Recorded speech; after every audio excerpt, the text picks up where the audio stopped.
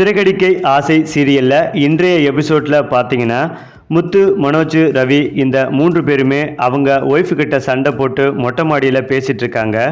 அப்போ ரவி கல்யாணத்துக்கு முன்னாடி லவ் பண்ணும் போதும் சரி பொண்ணுங்களாக இருக்காங்க, ஆனால் கல்யாணம் பண்ணதுக்கப்புறம் அவங்க ஹாஸ்டல் வார்டன் மாதிரி நடத்துகிறாங்க என்று சொல்ல, அதற்கு முத்து, நம்ம கடவுள்கிட்ட இதை பற்றி கேட்டோம்னா பொண்ணுங்களாக இருந்த வரைக்கும் தான் பொறுப்பு, பொண்டாட்டிகளாக மாற்றினதுக்கப்புறம் என்னோட பொறுப்பு கிடையாதுன்னு சொல்லிட்டு பாரு என்று தத்துவம் சொல்ல, உடனே மனோஜ் ரோஹிணிக்கு ஃபோன் போட்டு முத்து சொன்ன தத்துவத்தை மனோஜ் அவர் சொன்னது போல ரோஹிணி கிட்ட சொல்கிறாரு.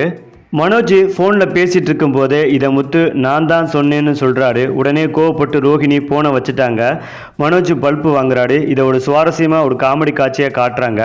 அடுத்த நாள் காலையில் பார்த்தீங்கன்னா அண்ணாமலை, முத்து, மனோஜ், ரவி இவங்க எல்லாரும் டைனிங் டேபிளில் உட்காந்து சாப்பிட்டுட்டு இருக்காங்க.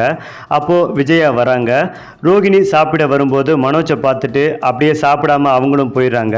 பிறகு ஸ்ருதி பசிக்குது என்று வந்தவுடன் ரவியை பார்த்துட்டு அவங்களும் சாப்பிடாம போயிடுறாங்க.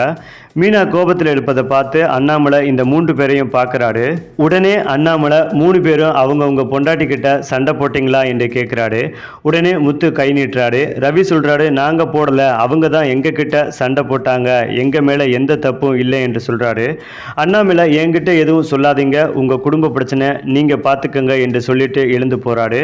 உடனே விஜயா அண்ணாமலையிடம் என்ன பிரச்சனைன்னு கேட்காமலே போறீங்க என்று சொல்ல, அவங்க பிரச்சனையை அவங்க தீர்த்துப்பாங்க என்று சொல்லிவிட்டு அங்கிருந்து கிளம்புறாரு. அதுக்கு ஏன் என்கிட்ட பேசாமல் போறீங்கன்னு விஜயா கோமா கேட்குறாங்க. அடுத்தபடியாக முத்து பாட்டியை அழைச்சிக்கிட்டு வீட்டுக்கு வராரு. வீட்டுக்கு வரும்போது இவ்வளோ விஷயம் நடந்திருக்கு, எதுவுமே என்கிட்ட சொல்லலை என்று கேட்க, நீங்கள் கஷ்டப்படுவீங்கன்னு தான் அப்பா சொல்லியிருக்க மாட்டாரு என்று முத்து சொல்கிறாரு. உடனே உள்ளே வந்த உடனே நான் தான் அதை சந்தோஷத்தில் கட்டிப்பிடிச்சு பேச அந்த நேரம் பார்த்து விஜயா நலம் விசாரிக்கிறாங்க. உடனே மீனா, ஸ்ருதி, ரவி எல்லாருமே வராங்க. அவங்க கிட்ட கொஞ்சி பேசுகிறாங்க பாட்டி. மனோஜ் மட்டும் ரோஹிணியை பார்த்து பாட்டியின் முகம் மாறுது. மனோஜ் பாட்டியை கட்டிப்பிடிச்சு எப்படி இருக்கீங்க என்று கேட்க, என்னடா தொழிலதிபரே எப்படி போகுது வேலை என்று கேட்குறாங்க. நல்லா தான் போயிட்டுருக்கு என்று சொல்கிறாரு மனோஜ். பிறகு ஏதாவது விஷயம் இருக்கா என்று கேட்க, அல்ல பொங்கல் வரப்போகுதுன்னு என்று சொல்லி சமாளிக்கிறாரு மனோஜ். நான் அதை சொல்லலடா என்று சொல்ல, ரோஹிணி அதெல்லாம் ஒன்றும் இல்லை பாட்டி என்று சமாளிக்கிறாங்க. அந்த நேரம் பார்த்து தான் நீத்து வீட்டுக்கு வராங்க. ரவி அவரை வரவேற்று உட்கார வைக்கிறாரு. அவரது ஹோட்டலில் ப்ரமோஷனுக்காக சில விளையாட்டுகளை வைத்து ஒரு ஈவெண்ட் இருப்பதா சொல்லி அதில் எல்லாரும் கலந்துக்கணும்னு அழைப்பு விடுக்கிறாங்க நீத்து. உடனே குடும்பத்தில் உள்ள எல்லாரும் கண்டிப்பாக நாங்கள் வரோம்னு சம்மதம் சொல்கிறாங்க. ஆனால் இது ஸ்ருதிக்கு சுத்தமாக பிடிக்கவே இல்லை. ஸ்ருதியை கொஞ்சம் கோவமாக காட்டுறாங்க. அடுத்ததாக இந்த ஈவெண்ட்டில் என்னென்ன பிரச்சனைகள் நடக்க போகுதுன்னு தெரியல, சஸ்பென்ஸாக முடிக்கிறாங்க.